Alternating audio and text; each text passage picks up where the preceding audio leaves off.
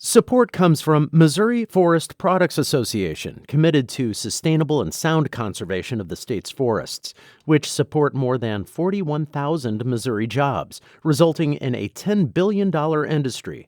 ChooseWood.com. From St. Louis Public Radio. This is St. Louis on the Air.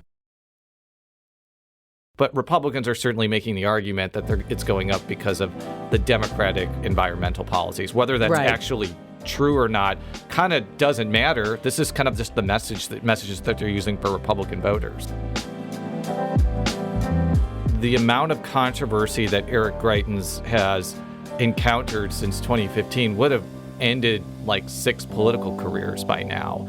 I think the answer to that question and the reason why he's still viable is he has a lot of people that like him and that like his message, which is very specific to a part of the Republican base that adheres to Donald Trump's agenda, as well as being against people like Mitch McConnell, the Senate Minority Leader, and also being against like military interventionism. I'm Cindy Collins. Missourians will head to the polls on August 2nd to vote in primaries for the open U.S. Senate seat, several congressional races, the race for St. Louis County Executive, and more. Republicans Billy Long, Dave Schatz, Mark McCloskey, all on the primary ballot this year. I've been in Congress. This is my 12th year. I come from a small business background. I was an auctioneer, real estate broker for 31 years before I ever went to Congress. I don't know how many congressmen you know that Congress was the first political position they ever held, and they were 55 years old when they got sworn into Congress. Obviously, I was blessed with 5 children. I have 8 grandchildren, 2 on the way, and I'm concerned about the future and the world that they're going to live in and grow up in. I asked a buddy of mine who had been in the Reagan administration, I said, what do you think about the idea of me running for Senate? And he said, why don't you just go outside, drive some nails through your feet. It'll feel better and it won't take as long. All right. But we felt that this was a new task placed ahead of us by God and that we were going to do it. Well, that is an interesting take on politics for sure. Front runners, by the way, Republicans Vicky Hartzler, Eric Schmidt, Eric Greitens, and each of them think and claim that they will take a more direct approach than their opponents to solve the problems that are facing Missourians. We're facing multiple crises in our nation: economic crisis, border crisis, energy crisis, a national security crisis, a moral crisis. And these are the things that I have that track record of fighting and passing legislation on behalf of Missourians. A lot of people are going to talk about things. They're going to, have some funny lines along the way, but I'm the one who's actually taken action. Like, I'm the one that's gone after Joe Biden, sued on Remain in Mexico and won. We were the first state to sue on the vaccine mandate, the OSHA restriction and won. So I think it's a record of accomplishment and action versus a lot of talk. And one of the things that's striking is that you see here lots of policy questions. You see here lots of interest, lots of facts. By contrast, what you see from our opponents, political commentators, is, all of this nonsense.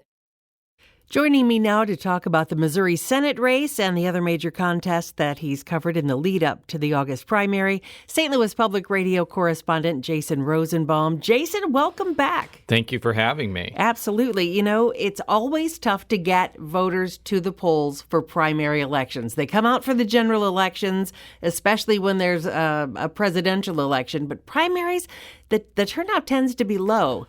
What do the candidates feel is that they need to message to voters to get them to the polls this year, to make them actually get out of the house and get to the polls? What are the key issues? Well, Republicans are certainly spending a lot of money to make sure that all the Republicans in the Missouri frontier, so to speak, come to the polls. 3 in particular, Hartzler, Schmidt, and Greitens, are seen as the front runners because they have kind of the most money, the most name recognition, and kind of just have campaigns that are seen as a cut above the other people in the clips that you played. I think what they're doing, though, is trying to really target the base and target base issues. They're against COVID-19 restrictions. They're criticizing Joe Biden at every turn. And people like Vicky Hartzler have been critical of the House committee that's investigating the January 6th insurrection. Here's a clip from Hartzler right now. This committee is just going after one thing. It's focused on going after Trump, and they've turned it into, instead of a legitimate committee investigating all of the what happened and figuring out ways to make the Capitol safer, that this never happens again, they're just using it as a political witch hunt because they don't like President Trump. Now, I'm not saying that the general election electorate agrees with Hartzler or the other candidates, right? But the Republican primary voter base is really soured on the January 6th committee. And I think that's why you see people like Hartzler and Schmidt and Greitens really criticizing it. Well, now, how is Eric Greitens working to overcome the baggage that he's coming into this with? Because he apparently thinks he can overcome everything that's happened in the past, all the controversies, for him to win this seat. I think that's the question that every political observer in the state is wondering right now, because for most people, the amount of controversy that Eric Greitens has encountered since 2015 would have ended like 6 political careers by now. I think the answer to that question, and the reason why he's still viable, is he has a lot of people that like him and that like his message, which is very specific to a part of the Republican base that adheres to Donald Trump's agenda, as well as being against people like Mitch McConnell, the Senate Minority Leader, and also being against like military interventionism. So I think he's trying to target a very specific grouping of the Republican electorate, given that there's 6 major candidates and 21 total candidates as well. Another point is how does one stand out amongst a field of 21 to get the voters to even recognize them? That's a great question, because a lot of the candidates have very similar positions on the issues. They're all against abortion rights. They're all against gun control. They all think Joe Biden is doing a terrible job. I would say probably the biggest source of policy contention is whether to provide aid to Ukraine to fend off the invasion from Russia. For instance, Senate President Pro Tem Dave Schatz is in favor of that move, while attorney Mark McCloskey is a strong opponent. Here is a clip from McCloskey. And then, when Zelensky addressed the joint houses of Congress a couple of weeks ago, maybe a month ago now, all the networks, including the conservative networks, played that 3-minute propaganda film, complete with sad music and little girls holding kittens and everything you could possibly imagine, as if it were news. I have never in my life ever seen so much uniform propaganda as a push by everybody in our government and in the media for a hot war with Russia right now, to provoke a war by giving the Ukrainians unlimited support. I've been following the Ukraine situation. I think that's a little bit of an overstatement to say unlimited support, but apparently he's just trying to make the point there. Right. And for full disclosure, I'm half Ukrainian. So I want to make that clear to the listeners that I obviously am seeing this through a perspective of somebody who has lineage there, also a Jewish person that basically family fled Ukraine in the 1920s. But the reason I bring that up is that is like the one issue where I've actually seen the Republican candidates disagree. And otherwise, like, they pretty much agree on most issues. Mm-hmm. And I think that's a way to answer your question more directly, how they're trying to stand out. And what about inflation? Gas prices. These are things that are top of mind for so many Missouri voters. Are those also some of the hard-hit messages from the candidates? Absolutely. I mean, that's probably the biggest issue that is facing the country from a domestic standpoint right now. And I would actually say that both the Republican and Democratic candidates for the Senate, like, that's mainly what they're talking about. But the Republicans are talking about it on a more like, this is Joe Biden's fault. You know, we got to get the Democrats out of power in Congress so we can deal with this issue. As far as specifics about what they're going to do, it's always around we got to spend less. We got to get the supply chain situation under control. The honest truth is there are a lot of reasons why inflation is happening now. A lot of it has to do with the pandemic and kind of the economy starting up again. That kind of, some would argue, is beyond governmental control. It's the same thing with gas prices. Gas prices go up and down for reasons kind of separate from legislative or executive action.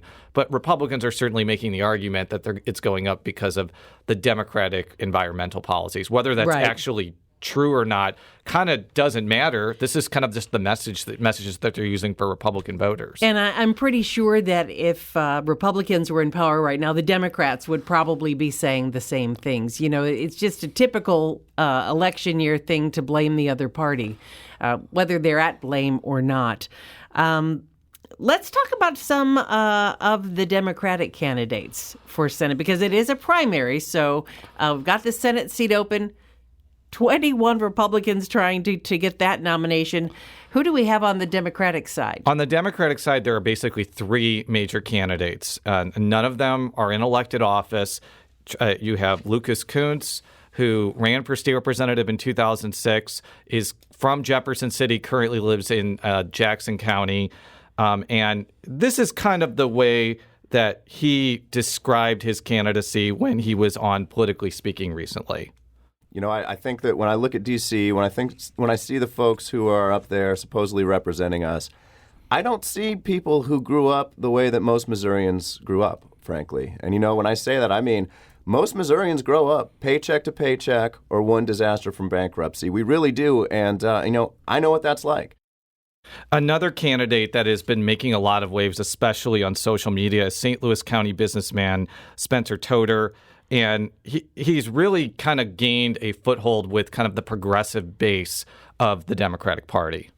And people are ready for someone to take action. And so when I saw that there wasn't a candidate in the race who was willing to do the hard work to get in front of people and make people's lives better as a focus of a campaign rather than fundraising or relying on advertising, I decided that it was the right time. And I spoke with my wife and my family, and after quite a bit of discussion, we determined that the best thing we could do to try to improve the quality of life for Missourians was for me to become the next U.S. Senator. The third major candidate is Trudy Bush Valentine, who was a nurse and is the daughter of Gussie Bush, who ran Anheuser-Busch for a long time. Unfortunately, I don't have audio of her because she declined to come on Politically Speaking, unlike Spencer Toder and Lucas Kunce. What do we know about her and her positions? I think that she is really running on health care. She's running on opposition to Missouri's abortion ban. And she also has a lot of money at her disposal from her personal wealth. I think the reason I mentioned the fact that she hasn't come on the podcast, not to necessarily say that's a good or a bad thing. I think the criticism of her is that she's basically running a campaign where she is going from place to place and campaigning, but a lot of it is just television ads. And she was asked to do a debate for KMOV and declined. And I think a lot of Democratic voters are kind of frustrated by that, to be honest with you. Okay, if you're just tuning in to St. Louis on the Air, we are talking about the Missouri primary, which happens August 2nd, with our Politically Speaking host and our news specialist on politics, Jason Rosenbaum. That's a good way to describe me. That means you're our local expert, and so I really appreciate that you're joining us today.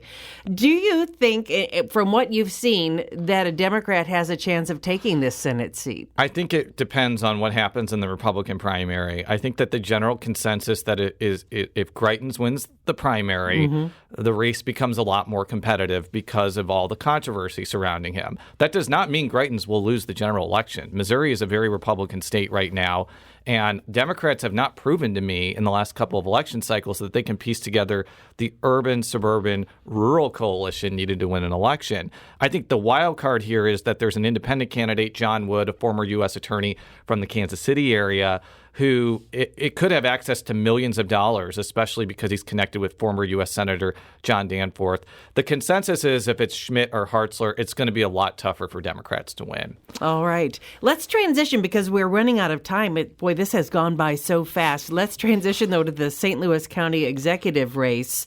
We've got the incumbent and we've got a challenger. Let's talk a little bit about Sam Page. Sam Page was appointed to the county executive post in 2019 after Steve Stanger resigned. He's been in office for about 3 years, and his main pitch is really talking about how he handled the COVID-19 pandemic. But that has also engendered a lot of controversy. There's been people who have said, like, a mask mandate without any enforcement really isn't a mask mandate. It's more of a mask recommendation. And he's just had a lot of controversies within his administration. So, but he also is the incumbent. It's difficult to beat incumbents. And he's running against Jane Duker, who's an attorney. Most notably, she was the chief of staff for Bob Holden back in the 2000s. She has actually been able to raise a decent amount of money. And I think that she is really running on an anti-Sam Page platform. But she's got a little bit of baggage because of her association to Steve Stenger. Right. And I think that's kind of the big problem for her, is that she was an unpaid advisor to Steve Stenger. And Steve Stenger obviously ran a very unpopular and divisive administration. Now, what she would say is that Sam Page used to be an ally to Steve Stenger before the council kind of changed over after 2017, and that there's all these examples of Page going along with Stenger until he lost power. So that's the criticism toward Duker. I think that the criticism toward Page is, like, some of his administration has just been kind of chaotic recently. You had the chief of staff who resigned after he was filming a sex act on county property. You had another person who was indicted on pay-to-play charges. Now, Page ended up firing that person, Tony Weaver, and Cal Harris, the chief of staff, ended up resigning. But, you know, these are types of things that I think are going to be on voters' minds, and I think Duker is definitely trying to exploit a lot of that. Interesting. This whole thing is going to be interesting to see how it plays out. I think we'll see a good turnout for the primary. I mean, there's just so much going on right now, and well, time will tell. And it'll be interesting to see, especially in St. Louis County, if there are less Republicans that end up crossing over than usual, just because there's this really high-profile Senate race on the Republican side. Now, I can't say that Republican crossover votes have been decisive in the past, but if there aren't a lot of Republicans crossing over, that may actually hurt Duker's case. St. Louis Public Radio political correspondent Jason Rosenbaum, as always, a pleasure to speak with you, and very enlightening. Thank you.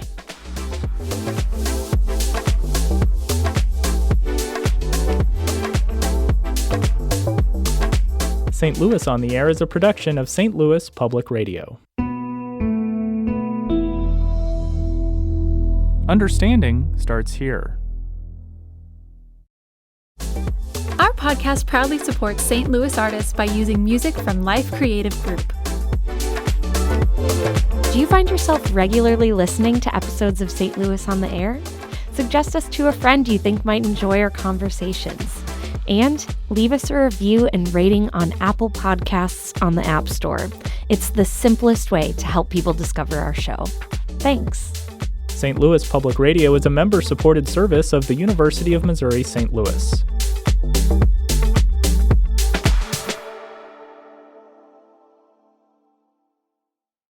Support comes from the Missouri Forest Products Association. Missouri produces wood pallets, railroad ties, white oak barrels, hardwood floors, and more. Details on the variety of products made in the state are at choosewood.com.